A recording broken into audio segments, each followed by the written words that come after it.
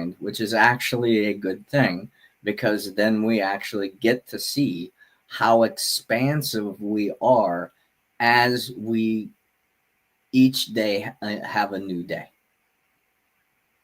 It's by moving past the confines, the obstacles, as Larkin would say, the obstacles are the opportunity, right? Because that's going to show us who we desire to be. Now, there's a lot of different teachings, and we're all trying to use a lot of the same verbiage to try to make it more understandable and all that kind of stuff. I mean, I was thinking about talking about a lot about Ho'oponopono today and the mantras that they use in Ho'oponopono. You know, that's a beautiful chant. That's a beautiful thing. If you don't want to practice Hindu or, you know, some Eastern philosophies, or even some native traditions where there's a whole new dialect you have to learn to fully comprehend everything, use English. It creates less separation. You already know it. You already know your native tongue. So interpret those messages that are spoken about and then bring it into your native language. You know, so the Ho'oponopono mantras, if you're not aware of it, is I'm sorry, please forgive me, thank you, and I love you. And, you know, as I got certified in this, you know, it was just repeat these over and over an hour, you know, for hours. And, you know, that's no different than a tantric or a Hindu practice. Or a Buddhist practice that involves chanting. Hi, Larkin. How are you? Thanks for your patience. You're on mute, darling. This is awesome. No, I love it. I'm so excited about this, and I couldn't agree with you more. I mean, it's when you guys hear me talk about that, I tell people to just say, thank you, thank you, thank you, thank you, thank you, thank you, thank you for at least 15 minutes. That's my goal, is to try to get people to do it for that amount of time. That changed my life. Sure. And I think too, what you were saying about, you know, we have to be able to look at both sides of the coin. We have to be able to look and say, you know, ego is not bad. It creates our obstacles for opportunity, and it gives us the vehicle to be human and have this life experience. That's a must. So we have to integrate and include that, but be aware of it. The other thing is, you know, there is a language. There's the energetic language. There's the intuitive language. There's a language of knowing. And so when we use words I believe that when you can, and this is part of what my Awakening Your Intuition program does. Hi, Catherine. I really work on with clients doing really what you're talking about, like learning to read the energy. And then when you do that, you can better define your emotion, and you can better express it and share it. Now, if you share it, this is kind of what you were saying. If you share it with people that haven't had that experience, that don't know it personally, the words can get tangled up for them. They're going to make of it what they will. But if you speak it or share it with those who have experienced it, less words, if any words are needed. Right. Sometimes it's just one word, or you've had a shared experience and you can smile and nod. And if they are in the know, no matter what language you are, no matter what terminologies, you can feel your way there. And this is why the experiential aspect is so important, you know. I think it's important to, in the world of contrast, to make sure we don't get caught up in contrasts, you know, to be like, oh, that was, ego is really bad, or this and that is really good. Like, you know, to look at how is it serving you in the moment? What does it have to teach you in the moment? And the more you do this, the more you realize how everything is working out for you. But I love your conversation about chants, because, it's that meditation has the thank you in it. And I just want to say, for whoever's listening live, hi, Louise, welcome, live or on the rebroadcast. there's nothing that substitutes experience. And it's great to get on here and listen to us and our stories. It's great to get on and watch, hikers or rock climbers or divers or whatever it is you want to do, dancers, martial artists. But if you haven't done it, if you don't know the experience, it's not the same, which is why I was going to actually start a gratitude week next week, Chris, and do a whole week of it since it's Thanksgiving. If you guys could just take one time in your life, take 15 minutes in a very quiet place.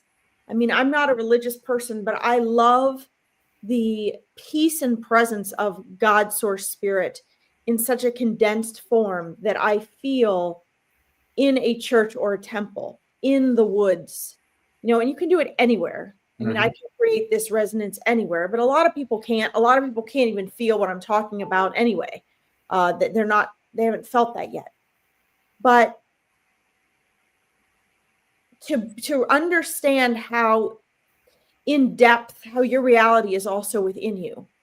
When I sat down for that half an hour and I knelt in that church and I just said, thank you, thank you. And I went through all the list of things I wanted to say thank you for. And I did that for a long time. I mean, it was a good half an hour. I didn't run out of things. And then I got to the point where, I pretty much I realized, I didn't need to keep listing things. I didn't need to. All of a sudden, the thank you encompassed everything. Mm-hmm. But what happened within me, guys, was there was such an internal shift of my state of mind, of how I felt, of my mood, of my presence. I was in a just, nirvana, bliss. I mean, this is why the Buddha sat there for so long. Just sat there. He didn't need to do anything else. Everything I'd ever needed to seek to feel, I was sitting there feeling. It was the fact that it had been 3.5 hours and my dogs needed to eat and I needed to get home and the church was going to be closing shortly, that it was more practical. I needed to get up and move. Right. But I walked out of there a different person. Mm-hmm. I didn't just remember. I knew that changed me internally. And then my life started to change. So if you've listened to what Chris has been sharing, but you haven't yet taken the time to do a practice like that, the one I shared is just the simplest one. I mean, thank you, thank you, thank you, thank you, thank you. Give yourself enough time to feel it. Because typically if you say thank you to someone, you may not really feel much of a shift. But if it becomes your mantra and you feel it shift your frequency, you'll have a reality and an insight you've never had before. Mm-hmm. 15 minutes, once in your life. That's all I'm asking. Well, and the feeling part is actually the shifting part. So without the feel, it's not going to shift. Because we can intellectualize. I mean, I was sharing a little bit about that, in the beginning of the podcast where, I could intellectualize. I had all these philosophies lurk into to move perspective into alignment with where I was so I could justify how I've been or how I was being or, those types of things without having to look at the limited version of self that they were trying to share with me based on how they were affected by me, either intentionally, consciously, or unintentionally unconscious. And it happens so much, in our conversations. We could be having a great time with somebody, and then all of a sudden we share a thought or a feeling, and all of a sudden they shift and they start pushing away and they start getting defensive and they, want to end the call or, the conversation or whatever, because they're getting ready to, I used to say in coaching when I used to do a lot of speaking, I'd say it's the beeper of the invisible fence of your comfort zone. If you've ever seen an invisible dog fence, the dogs are trained not to go and get electrocuted by a beep. So it starts beeping to warn them like, hey, you keep going, you're going to get it. And if they proceed, then they're going to get zapped. And I think that happens for us a lot of times too, as we're going through life. I used to tend to get loud, or I would walk away. And I would just walk away. And many times, because I was so in my emotions, I didn't even say anything like, "Can we pause this? I'm worked up. I need to go breathe and cool down," because I don't want to say something or do something out of this higher altered emotional state that I'm going to later regret the consequences of, because I'm going to hurt somebody's feelings. I'm going to hurt someone's self-image because I'm going to share something in not a nice way. Even if I meant it to be helpful, that energy that I was holding on to wasn't good. One of the stories, I'm trying to be careful of what I share, because it was ceremony, and these are very sacred teachings that the Amazonians and the Colombians hang on to. So I'm being careful, not sharing too much of it. But one of the things that was posed was, when is violence justified, right? When is it okay to be violent? What, stand up for justice and those types of things. And he related it to a story he once asked an elder, and that was when it was okay to spank your kid. Now, I'm not advocating this, it's just a story. But what the elder said was, the only time it's okay to spank your child, to teach them a lesson, is when you're centered in your heart and you don't have any anger, you don't have any rage, you don't have any frustration, you don't have any of those things going on with you. So when you do it, it's a clear message of why you're doing it.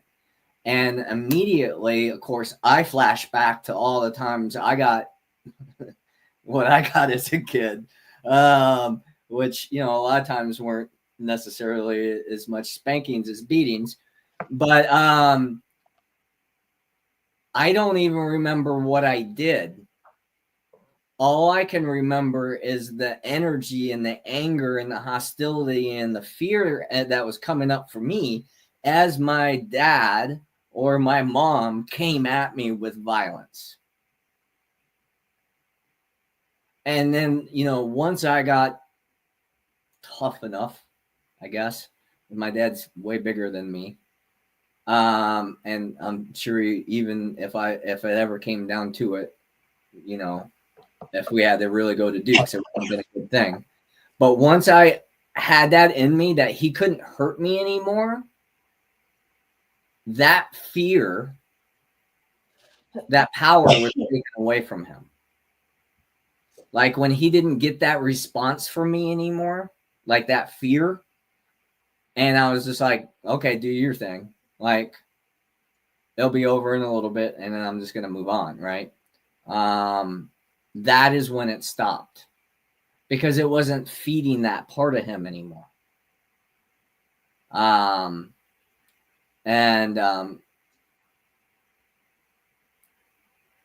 It came out more in alcohol and, being overly busy, as I understand now. And, I was very grateful that when I had my son, that I worked really hard at not duplicating or replicating the unconscious stuff of my father.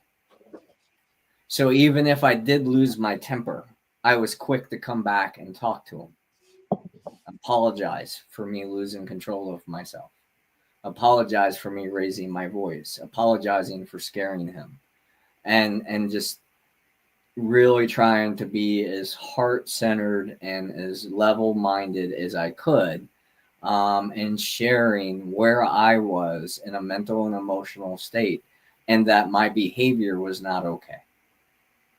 And apologize to him, but at the same time, letting him know that his actions or what he did or what he said or whatever were unacceptable. Because he was growing up, he was making mistakes. And it's okay to make a mistake. That's human. The goal of being a conscious human being, I believe, is not to continue to make the same mistakes, creating the same patterns.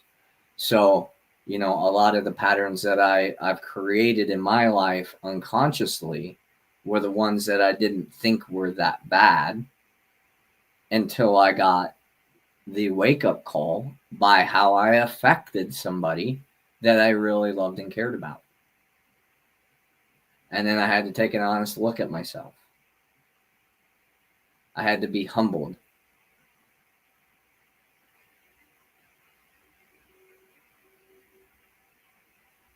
And, you know, sometimes, as I was talking to a friend last night, we were talking about childhood stuff, and she's got cancer right now and all these different things, and how all these challenges or experiences, challenging experiences, right, help us grow into our most loving, most authentic, most passionate selves if we choose to. If we choose to say that I don't have any control over this, or it's not that bad, or you know, we discount it, or that's them, not me. I'm gonna blame them. I'm gonna project that they yelled at me first, and so now I'm justified in responding the way that I did. Any of that stuff limits our ability to actually be awake, or aware, or truly present in our present state. Because when we realize that what we say and what we do and how we feel affects this present moment into our future, we're very mindful about how we put any energy out. And if it's not, I mean, I know Louise Hayes and all them used to say, like, if you're not in a good mental and emotional state, go take a nap, because whatever you're going to do isn't going to work for you. You're not going to be able to fake it till you make it, because eventually you're going to get frustrated, and then that false self, or that immature self, or that wounded self, or the inner child, whatever, again, whatever archetypes you want to use to define these things, go for it. But ultimately, it's the revealing of the stuff that we haven't processed yet. We haven't come into peace with. We haven't found acceptance with. We haven't found enough love within ourselves to love the person that harmed us, because we know they're not bad people. They made a mistake and it hurt us. And then if we weren't able to repair that, it's like an energetic wound. And it's sometimes really hard to repair those things because they're invisible. It's not like we're working on a car or a house or something like that. And, oh, this part's bad, and you just you put new one in, good. Now it's good as new. The energetic self of us is formless. You know, the consciousness of us is formless, full of potential. And again, going back to that origin story, you know, a creator created a being, and believe it or not, the being wasn't very motivated, because it was being what it was created to do, to be a being. So what had to happen? Well, then had to be created death, time, and gender to create motivation for us to evolve. Because just to be, as Larkin and Buddha, you know, is very well known for self-realization. That's great for self. But to grow and heal the humanity that we're all trying to heal the planet, to do all those things, it's a collective effort. Now, we only have control over our individual self, our perspective, our energy. However, it's when we merge our visions with others that those visions expand. That's the desire to be in a social relationship, isn't it? To feel better than just being by ourselves. What do you think, Larkin?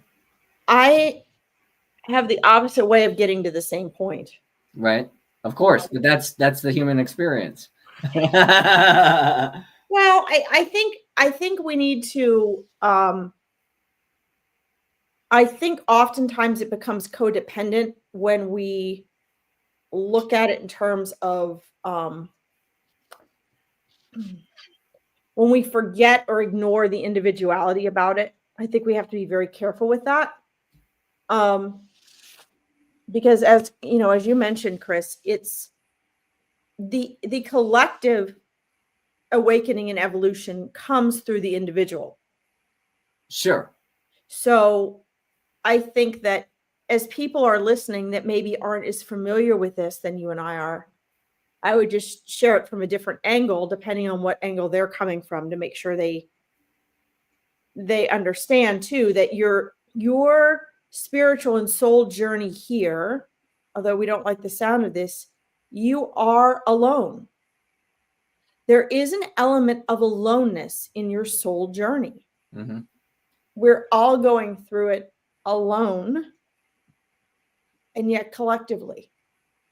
And this both indicates that what we do matters, what we do and don't do matters, our level of consciousness matters, and our interaction, our community, and the way we handle it is both our framework for the individual to have challenges and grow, and is also the ultimate experienced result. But the work itself is actually done personally. Even in a community,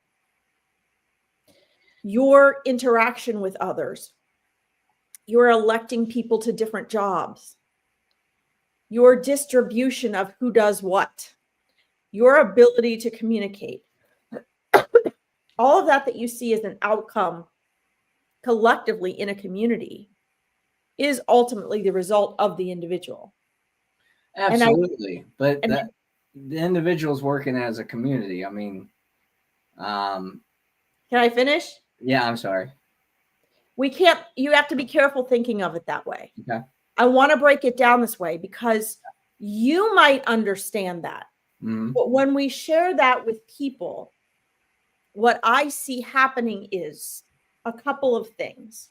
Number one, I see we often forget about the responsibility of our own work within that community. If we don't remember I don't want to say, I don't know what word I want to use. I don't want to say individuality, but our own radical responsibility for our own growth. Because you can get lost in the community.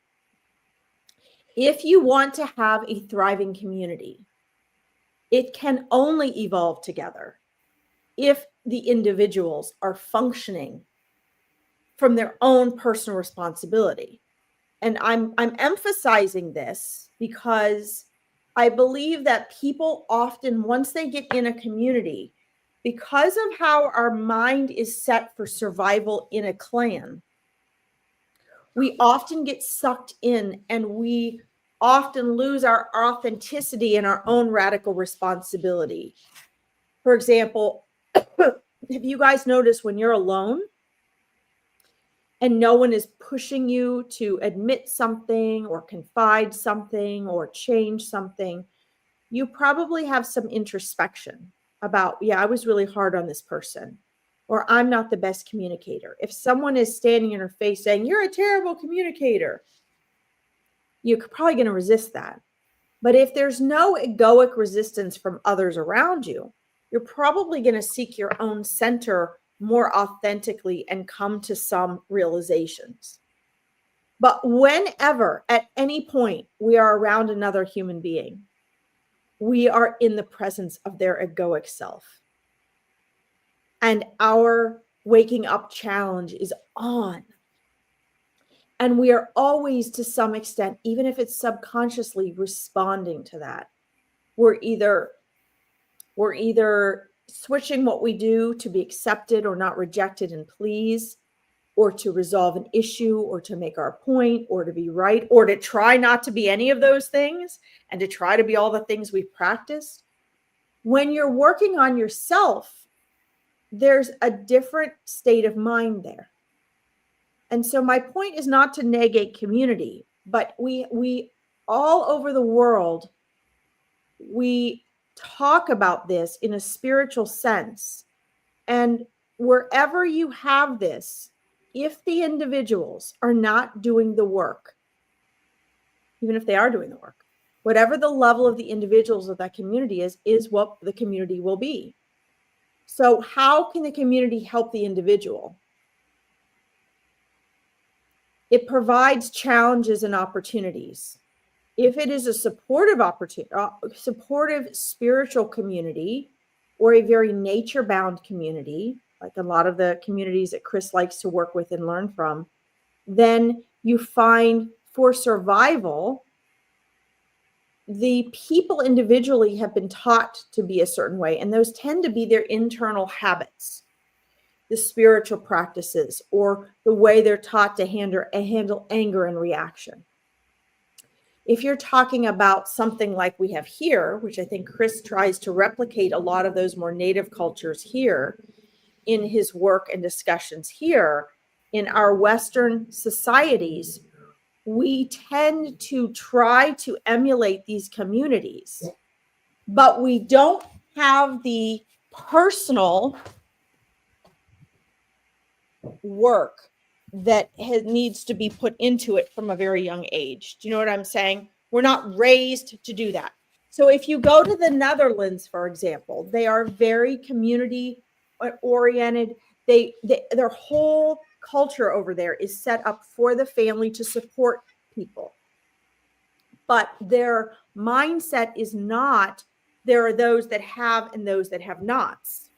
They all work together as a community. They've done this for generations and generations and generations. So it is instilled in them, like a lot of the cultures you talk about, Chris, that you study with. Most of you guys listening, not all of you, but most of you are coming from more of a Western culture. And so you may see this ideal, you may hear about the cultures Chris is talking about, or talk about community. But my point here is be very aware of the individual work, because we have to remember community is of the individual work. Well, the community could be an professional organization too. You know, I mean, look at a sales. All of it. It doesn't matter what kind it is. It doesn't matter. And you know, you're right. You know, it does come down to individual effort. It's not just I'm a part of a community, so now I don't have to do anything, because then you're not part of the community. You're not participating. And everybody has their perceptions and their perspectives and their roles and but you know, doing it in a group fashion, and this is what I was trying to get to. I know, and this is where you and I disagree, though. Go ahead. Doing it in a group fashion. I mean, even in the show, why do you and I do the show together? One, we create contrast for one another, and two, because of your following and my following, we're seen in front of more people. You know, we have more opportunity for expansive growth. You know, and that's the benefit of creating alliances rather than distractions. You know, a distraction, someone that says they're going to do something, or you know, whatever, and then doesn't do it. And there's time frames, and there's all kinds of different things and reasons why it doesn't happen when it happens. But the bottom line is, if we keep revisiting the things of why are we here, where are we going from here, and trying to implement creative ways, there's still going to be mistakes. Like it's impossible to make a mistake. It's impossible not to make a mistake when you're trying something new. It doesn't matter what it is. You could martial arts, learning to draw, playing an instrument, whatever, you know, in a new relationship, whatever it is, new job, you're going to make mistakes. But the point of those mistakes is to show you where you're not fully capable yet, fully developed in those skill sets yet, to where you've mastered it in a way to where you can be seen as a better version of yourself, or someone else holds you in this high regard because um, play a mean flute or something. Like, I watched the guy today. He was playing the guitar, the didgeridoo, and some other instruments. I was like, you show off, because I'm trying to learn the didgeridoo, and I haven't learned how to do the circular breathing yet. So it's just, it doesn't sound very good yet, right? And it was like, oh, you show off, but wow, I'm gonna subscribe to you because I'm inspired. It's creating hope that I can get better in this instrument, and one day that I'll be able to just play the thing, let alone play guitar and drums and all the other things that he had set up there. But that helps us move past it, right? Or we could sit and go, I'll never be that good. And I'll never be able to be that talented. I'll never learn that. So why try? Because the ego is not going to want to fail, right? So it's not even going to put the energy in to try to overcome it. Where in community, this has been my personal experience. When someone says something compassionate or nurturing, or held space for me in a way that I needed in that moment, that shifted me in profound ways that 20 plus years of egoic individual development and perspective has not done. Absolutely. Because of why? Because exactly what I was saying before. Your interaction with others create these choices, right, challenges, which become your opportunities. Well, and what I was just sharing, it wasn't a challenge. It was actually, like in a loving, nurturing way that I know that, but I was listing them. It right, offers challenges, opportunities. sure, Each time it's a choice, right, depending on how you respond to that person. right, That's what that human interaction does. right. But I just and Chris, I'm not arguing with you on all this. I just think that I think it is so important that as we present community, people understand this, because I have watched for decades people create or get into communities, and yes, we can define them however we want: a business, a nonprofit, a family. I don't care how you want to define a community. But that's not the point. The point is that what is your perspective going in? Because a lot of times these are communities are started, and I don't want people just going in and relying on that. I see people going in and relying on it. And I think a lot of that came from I think a lot of it came from the new age community a few decades ago that started in, where people started on these new and different things. And there's sort of a subconscious assumption.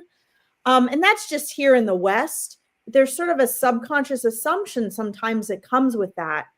And I just think it's important people understand their role in the community and their role as an individual in the community, and how they serve and challenge each other. We're always in a community. We're of humanity. Of course we are. And I'm talking about going to this, and this is the Southern's teachings, right? We're all brothers and sisters. We're all consciousness. And so going to that source of the bare essential of we all come from the same place, whatever you want to call it. That's the individual. That's the perspective. That's the ego.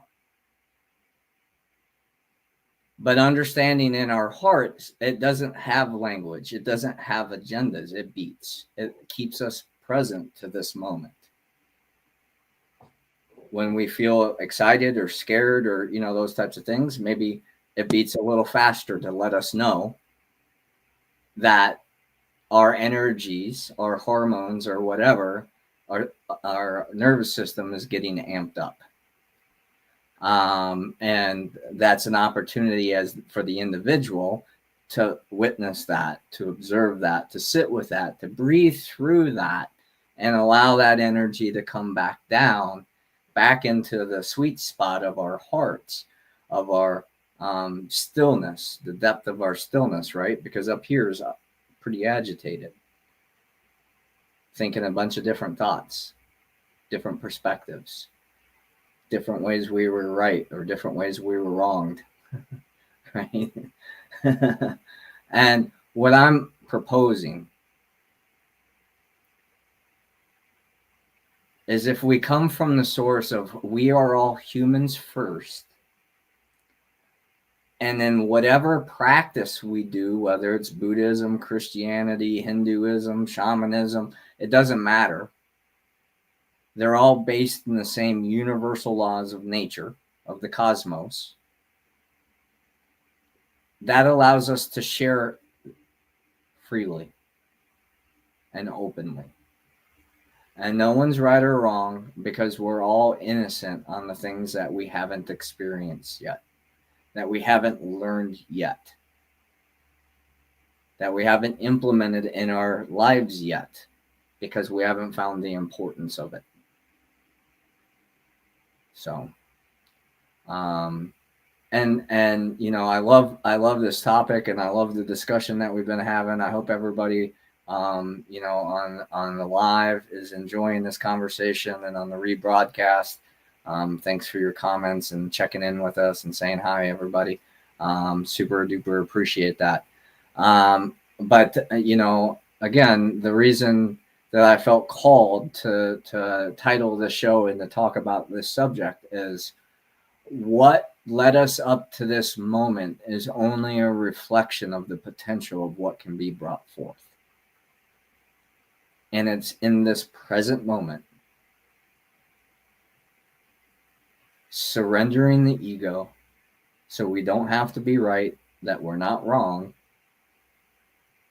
but we just have our own unique differences, allows us to see both polarities of ego and soul self, of authentic self, source self, however you want to call it.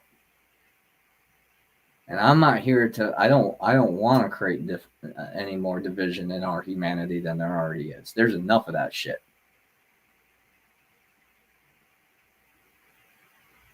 You know, I talk about the left and the right wing all the time. It's the same darn bird.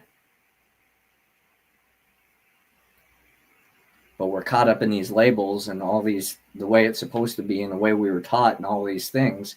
And it doesn't allow us flexibility in our beingness because we have to confront the conditional mind. And until we surrender the conditional mind, we'll never tap into the unconditional potential that we have as conscious, creative human beings. I don't know if Larkin's coming back or not.